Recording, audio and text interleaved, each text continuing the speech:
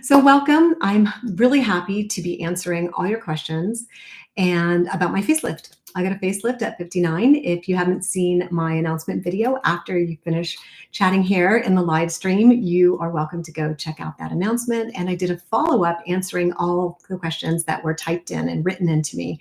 And I have so enjoyed answering those questions, but I thought I'd give you guys an opportunity to ask questions live and in person, answer them.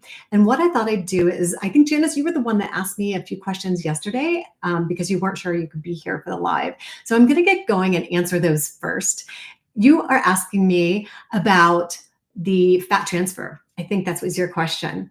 So the fat transfer was part of my surgery, and not every surgeon does a fat transfer when they do a facelift. But I specifically chose a surgeon that did do a fat transfer during the surgery because it gives a very natural look to the outcome of your surgery.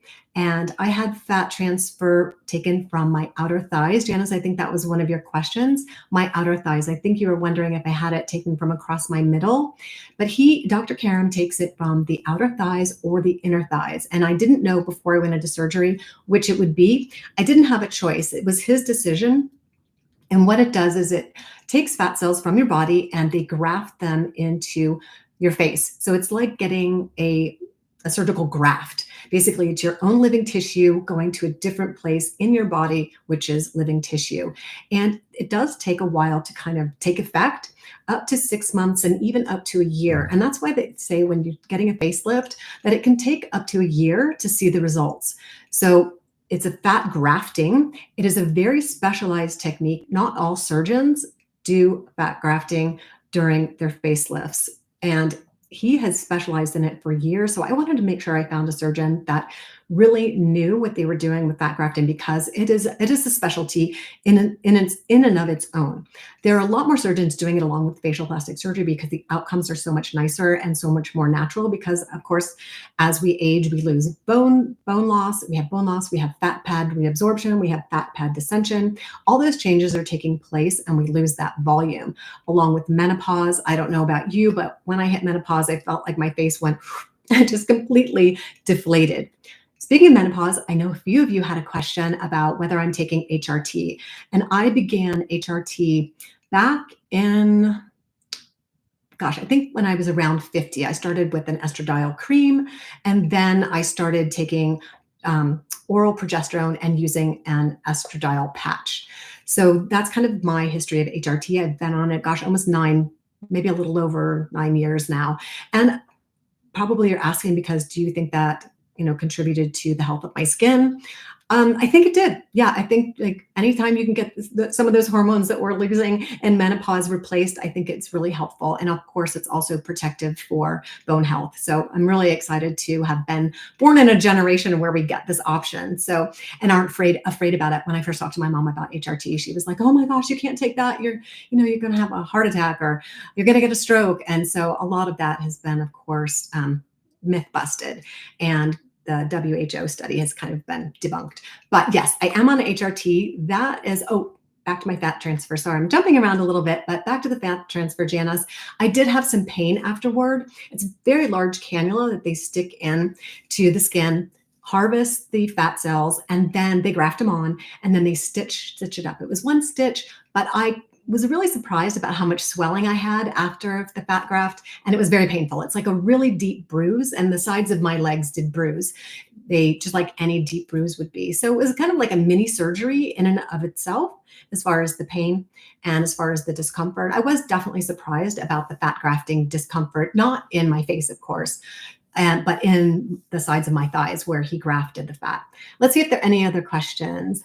Hi, Tamara. Nice to see you. Yes, live is always so much fun. I always enjoy these lives. I really enjoy jumping on here and saying hello to everybody and just doing it together like we're chatting. I wish it could be a little bit more interactive, like Janice was saying. It'd be nice to have the lives where I could actually hear you and you could hear me, but I guess that would be a Zoom call. All right, Janice, you also had a question about Dr. Karam himself and what his personality was like and what he was like as a surgeon. I don't know about you, but I always kind of get the idea of a surgeon having this particular type of phenotype, kind of very cut and dry and not reserved, but cut and dry. And here's the way it is. And this is what to expect, and but actually Dr. Karam is very personable. And I think that has to do with the type of people that get into the plastic surgery that they consider an art. And I honestly think, I'm going to take a quick sip of my coffee here. Hope you guys have something to drink too. I honestly think that the best facial plastic surgeons and the best cosmetic dermatologists are artists at heart, because really they are resculpting your face. I know Dr. Idris, one of my dermatologists that helped me with a lot of scar revision, she is actually an artist. And I have heard people say that have gone into the operating suite and watched Dr. Karam do his surgeries, that watching him is like watching art. And I guess you have to get over the squeamishness of being in a surgical suite and seeing an actual surgery. But the people that I've talked to, and he doesn't let that many people into his operating suites, but the people that have had the opportunity to watch him do surgery say it's like watching art. And I thought that was really interesting. And that definitely caught my attention when choosing a surgeon. And meeting him in person, he is so personable. He's just one of those men that really likes and respects women. I had a lot of tough questions for him. I went for a couple different consultations because there were some reviews on his website that I was really questioning, and I nailed him on it. And he just responded with grace and was very open and honest, and talked a little bit about why he thought those reviews were there and what he wanted to make sure I did after surgery. So it was basically about scarring and why was he getting some negative reviews about scarring. And he was able to answer those questions really openly, really honestly, and tell me how I would prevent those type of issues from happening and how he would help me through the process. So he holds your hand through the whole thing. And I think that's really important, finding a surgeon that is going to take you from the very first step to the very last step. Walking into the office, meeting the staff, and meeting him, your first impressions are so important. During your consultations, when you're getting feedback from him, so important. And after surgery. This is one question I've had people ask me about his after surgery support. And you can talk to him, his staff, his post-op staff anytime. Type in an email, send it off, and they get back to you. Sometimes he will even get back to you personally, especially if you submit pictures. If you have a question, I thought maybe I had an infection in my scars. It was just me and my healing process. They just kind of got really warm and inflamed about 8 weeks in. And he got back to me right away. He said, we're going to keep an eye on it. If you need antibiotics, we'll do it. Like, no problem. So he is there with you from beginning, middle, and end. And I think if you don't find a surgeon where you feel like that support is there at the end, that's kind of a red flag, because I keep getting questions about that. So it must be that in some cases, once you've had the surgery, you get your 4-month follow-up or 5-month follow-up and your 6-month follow-up and your 1-year follow-up, and that's kind of it. But in this case, he was there throughout the entire process. And as a person, he's just such a personal guy and just so nice. So that answers your questions about Dr. Karam and his personality a little bit. It takes a lot of experience with fat grafting. Yes, absolutely. That is exactly right, Janice. It is an art in and of itself, the fat grafting. And I think it's just such a nice added bonus to your facelift, because you just get that kind of full, more youthful look, but you still look like you. So, all right, I had some more questions over here. Where are they? HRT, fat grafting. What's Dr. Karam really like? Oh my gosh, like I said, he's a gem. Okay, some more questions about facelifts. Anybody else have any questions? Okay, yes. All right. So the timing, how long did it take me to heal? And did I have any residual aftercare needed? Did I need any support from anybody after I got home? So when I got home, it was around day 10, 11. And that's when I really started to swell. I don't know if it's because I live in the Mile High city and from sea level to going mile high, I don't know, my face blew up, but I was a late sweller and it lasted. So I did need some help doing kind of some basic things around the house. I was really embarrassed to ask for it, but don't be. Just prepare that you will not be 100% right after your surgery and that you might need help, because I couldn't bend over because that exacerbated the swelling for a little over 2 weeks. They ask you not to bend over like the first 10 days, but I would say into 3 weeks, I was really careful about bending forward. So that meant not really doing laundry, not really lifting heavy things, and not leaning over to do the dishwasher. Thank goodness my husband cleans out the dishwasher and does the dishes anyway. But just not being able to do those things that you just normally do and are part of your routine was really kind of frustrating. And so I had to check myself and say, okay, you can't do the things that you usually are used to doing. You have just had a major surgery. You have to sit down, take a break, and let your body heal. And I think that was one thing. It was a big learning curve for me because I'm just like always busy flying around doing everything, doing probably way too many things at once. So I had to be like, okay, I'm going to settle down. I'm going to ask for help, and I'm just going to heal and relax. So it did take some changes in my basic daily routine, and also asking for help that I didn't expect, because I'm a very independent person and asking for help is really hard for me. Some of you had some questions about my nutritional supplements, some additional questions about those. So I did bring two that I'm taking that I wanted to share with you. Bromelain is one of them that I took in addition after I finished all the supplements and vitamins that Dr. Karam had assigned me to take, and they kind of extend into the last 10 days or 2 weeks. But I continued to take bromelain. The reason is because of that late swelling that I had.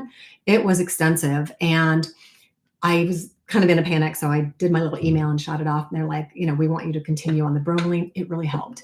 But interestingly, and I kind of hinted at this during my video that I just did, interestingly, I was craving pineapple, and guess where the enzyme bromelain comes from? Pineapples. So it's really interesting. It's so important to listen to your body and to really pay attention, because your body will tell you a lot of things that are going on that you might just be too busy doing other things not to listen to. So I've been really surprised about that. And again, my whole dedication to nutrition and taking care of my body has really changed. And Dr. Karam, he's a stickler for nutrition. If you've watched any of his videos, his meals, oh my gosh, he creates the most well-balanced nutritional meals. So I've had to increase my protein. I've increased bromelain. I am almost done with this, and I don't have much swelling in my lower face anymore. I would say just a little bit of swelling in my under eye area. You can kind of tell when I smile that my eyes crinkle more than usual. A lot of that's due to residual swelling. And so bromelain has been my friend, and I've also boosted my protein. I didn't realize how protein deficient I was. And I don't know if this is most women, but I tend to eat more vegetables than I did meat, or at least before, gravitate toward vegetables than meat.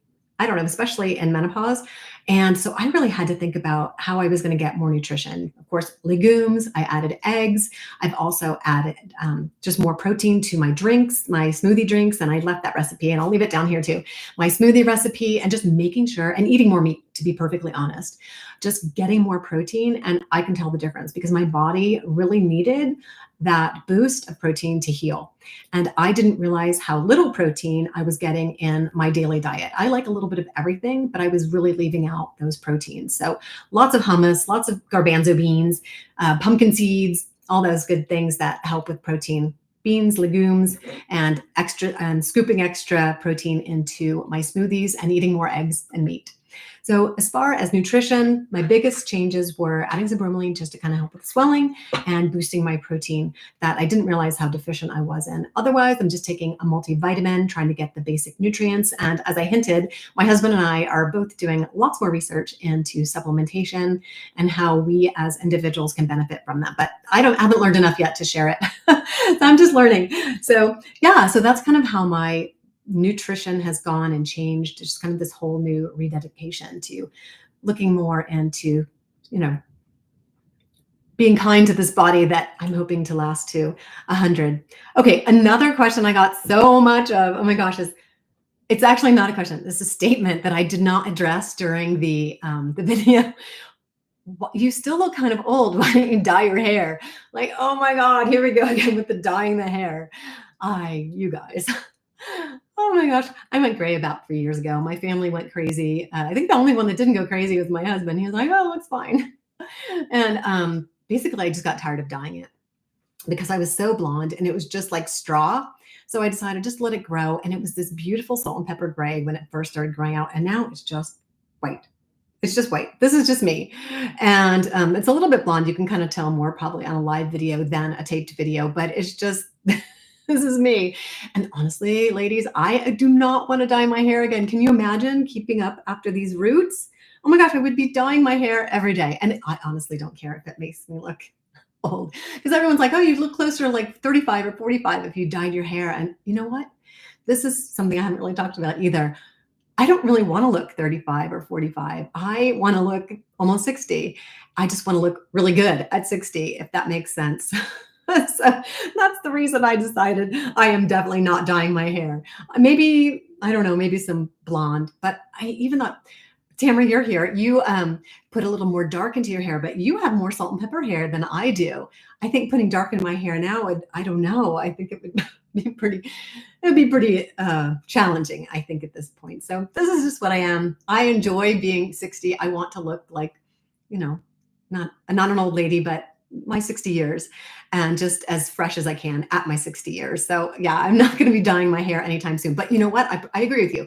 Probably if I dyed my hair, I would look even younger, but that's not really my goal, even though that's kind of ironic. I've gotten that comment a lot, like, if you really want to look younger, you really should dye your hair. It's a lot cheaper than getting a facelift. So anyway, yeah, totally makes sense. Yeah. Hi, Pam. How are you? Thank you. You like my hair. Thanks. Yeah. It gets a lot of comments. Oh gosh. Oh, thanks for the thumbs up, Janice. So yeah, I had to come on live and talk about the whole hair thing because I would say on every single video I get in the sub comments and people are talking back and forth about, gosh, if she would just dye her hair, she would really look younger. I don't know, this facelift, she looks younger, but she would look even younger if she dyed her hair. So yeah, that's not happening anytime soon. I like being 60. I want to look 60. If you saw my regular dress, I dress like a 60-year-old, I think. Oh gosh, you guys are funny. Yes, very happy to have you here, Pam, so much. Let's see if there are any other questions that people popped in. I covered nutrition, covered the fat transfer. Any more questions about the fat transfer? I'm not sure I answered that well enough, but it's basically like a cell grafting. So it takes time to take effect. So we'll see how this looks in a year. That's kind of how long it takes. And let's see, I'm jumping over here. HRT, I answered all the questions on HRT. I have gotten a question about why I don't use topical estrogen cream. Honestly, I just don't think at this point it would benefit me. And I'm in the middle of this horrible re-retinization journey, getting back on my tretinoin. And I think, bang for my buck, the tretinoin is going to give me more of a boost than going on an estradiol or estrel. There's a whole new type of cream that people are using for their face. It's not new, but it's a specific one. And I think it's estradiol. And I know people take it, they love it. They're seeing a difference, but just from the studies that I've read, the difference isn't enough for me to add that into my skincare routine. I'm curious about different skincare, more curious about different skincare ingredients. And I feel like as far as topical estrogen, it just wouldn't make that much of a difference in my skin. But I could be wrong. I'm always open, you guys, always. I'm always open to trying something new.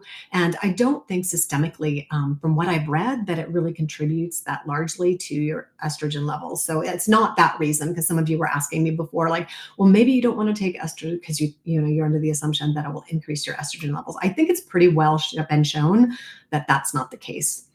All right. What was that supplement, vitamin K? Oh, yes, I did take a supplement, vitamin K. You might have seen that on the picture that I posted in the other video. Okay, so vitamin K has to do with clotting. And there's a very specific regimen because also vitamin K can be a little bit on the dangerous side. So there's a delicate balance about vitamin K. I do take vitamin K with my D, but this was supplemental vitamin K, like more than your usual. And Dr. Karen believes in giving it to you. It's a really long time before you go into surgery. And then I think you stop right before surgery. I don't know. I honestly don't remember. It was very complicated. Like I said, I had to keep this incredible spreadsheet, but he does believe in giving vitamin K ahead of time. And I think I had to take a little bit after. Don't quote me on that one. But I did take quite a bit of vitamin K, and it was for bleeding issues during surgery. Supposedly, it helps with the bleeding issues. Tamara, you're here. You're a nurse. Do you want to answer that question? Maybe you know, or a retired nurse. My apologies. What was the supplement vitamin K? Entered that. Janice, did that really answer your question? I don't know if that did. Sorry if it didn't. But yeah, vitamins are a tricky thing because a lot of them, they can be fat soluble. And so you have to be really careful which vitamins you're saying. Some are fat soluble, some are not, and you just kind of pee any of the extra out. But there's a nuance to how you take your vitamins if you personally need to take vitamins and which ones you need to take. So yeah, that's always a tricky one. And I know a lot of people are into supplementation.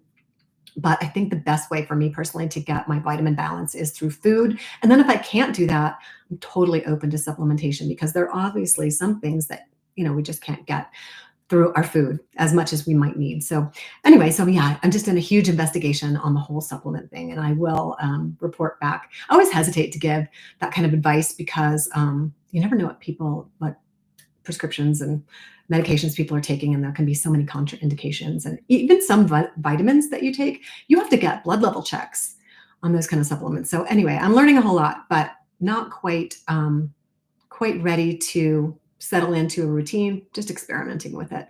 So, all right, scalp. Has the numbness on my scalp gotten better? Oh my gosh, yes. That was so dramatic. Oh my God.